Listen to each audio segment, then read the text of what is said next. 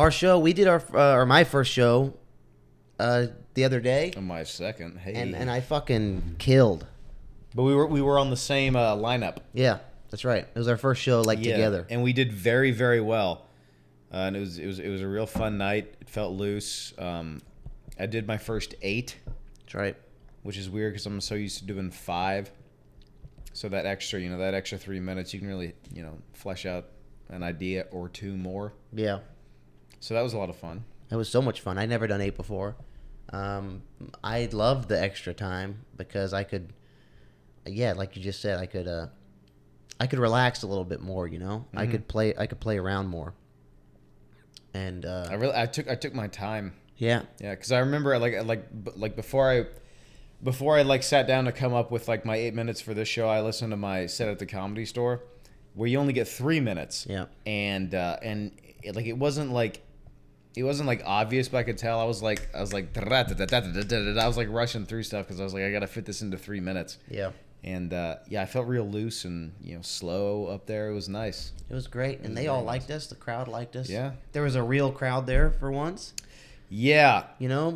Yeah, that's the other thing that's important about like shows, because like open mics is like 90% like other comedians in the crowd, or maybe like they brought a friend or a buddy, and so even at like that level they can kind of like see it coming, you know what I mean? Yeah. So the response isn't that great, but when you have a crowd full of like just a random assortment of not comics, it's the information that you get back is so much more valuable. Like one of the things that I was like surprised at was like the pausing for laughter. This isn't me trying to suck my own dick or anything, but like I had a couple of jokes where like there was a pop, and I was like, normally at an open mic when I do them, there's like a gap and then I go into the second one, but I had to pull back a little bit because they were still laughing. Yeah. And you can't go into the joke when they're still like howling. Yeah. Because it's gonna screw up your intro. So that was something that I kind of got away from. That was kind of cool. I was like, oh, they actually like this. I gotta let it like breathe for a second instead of going right into the new one. Yeah, I don't just have to panic talk. Yeah. Where there's no silence. Because here's how like open mics go usually, because it's like most comics. You'll say like the best line that you ever came up with, and they'll be like, ha. Yeah, which is like it's good, but like they all do the same thing that you do.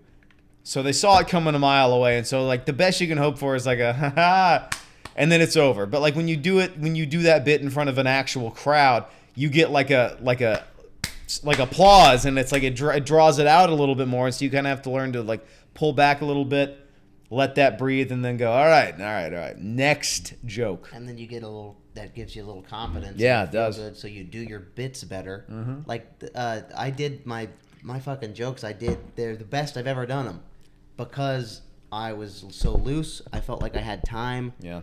The audience laughed when they were supposed to, and I just totally relaxed me.